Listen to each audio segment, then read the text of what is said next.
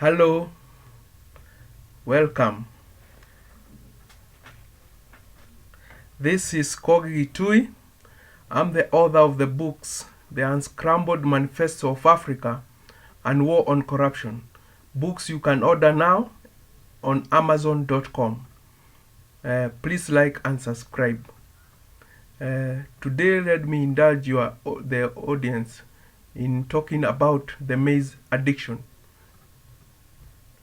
The plant species Z maize, its native origin being Mexico, exists in different cob forms. Some maize cobs are yellow, brown, bluish gray, purple, white, as well as practicable mixtures of these colors. In Kenya, the form that delighted many is the white variety, which has now been hybridized through selective breeding to produce high-yielding cultivars. Maize was like a magic crop. Soon after the cultivation of high-yielding varieties, the government dreamt of food security. Vast lands were committed to its cultivation, and Kenyans fell in love with the taste of cuisines which use maize as the main source of carbohydrates. It is this state of glorification that led to Kenya's state of unstable food security. Maize requires a lot of rainfall and high fertility soils to produce high returns of carbohydrates, unlike other sources. It also takes long to mature. All this mentioned, we must applaud the efforts of developing drought-resistant and fast-maturing varieties, but it must be said that these varieties do not produce high yields as those produced by the cultivars that are water and fertility hungry. What this means is that to achieve high production, maize requires high-level farming management, which includes irrigation, high fertilizer application, and pest controls. These are conditions rarely met by most maize farmers in Kenya, and this explains the dwindling production. The other self-made challenge of Kenya's dependence on maize comes from the bias selection of depending on the white maize and ignoring the other varieties, especially the highly productive and protein-rich corn, the yellow maize. In the United States of America, corn is the preferred Z maize cultivar. The yields are much higher, though a lot of fertilizer and mechanization is used to achieve these high returns. When Kenya casts its bet on the white maize, it ignored some advantages of other varieties. Even so, one must ask, is maize the only glorious source of carbohydrate?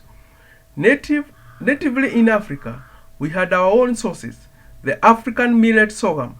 The sorghum, these were neglected and research to selectively breed them into high-yielding hybrids negated.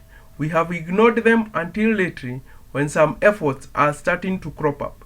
Imagine the possibility of high returns we could have had if we started from the onset and said that we want to have our own wonder crop. That is, China and the East have rice, Europe has wheat, America has corn. We in Africa would have had millet or sorghum. Yet people said that the maize was tastier, which is true, but what they didn't know is that tastier maize was a work of selective breeding from some wild varieties of non-tastier maize plants. What was required of our own food crops was selective breeding and hybridization to come up with a taste that we would fall in love with. With the right breeding, we will indeed can come up with superior taste than that of maize and grow our own that has known the climate of Africa for ages.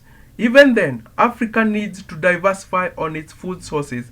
We have many plants that can yield highly but are simply ignored since they lack the good taste or since they pose a challenge of how they can be preserved after harvesting. For instance, bananas, yams, cassavas, arrowroots, and sweet potatoes. Unless we come up with models of supporting such food crops to develop into food industries comparable to those of maize, we will lose our potential to feed our populace. It is extremely unfortunate that we are still planting wild cultivars of these crops in this century of biotechnology where we experience climate change.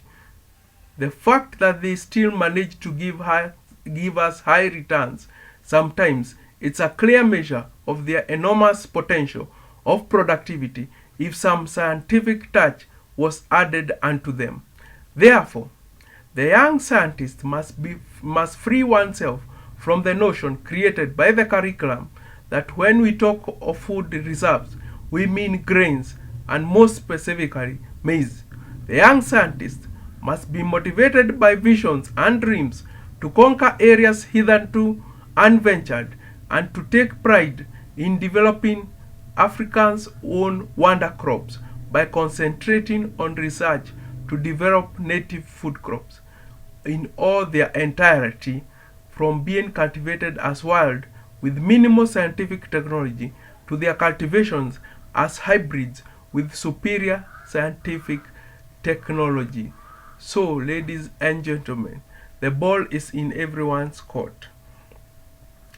What can be done about our breed to breed these crops that were native in Africa to make them superior?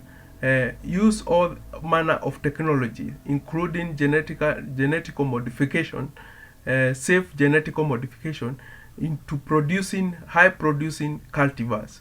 This is the new way. This is the novel way that Africa will be indeed stand on its own two legs in terms of food security. Thank you very much as you think about those thoughts. Thank you.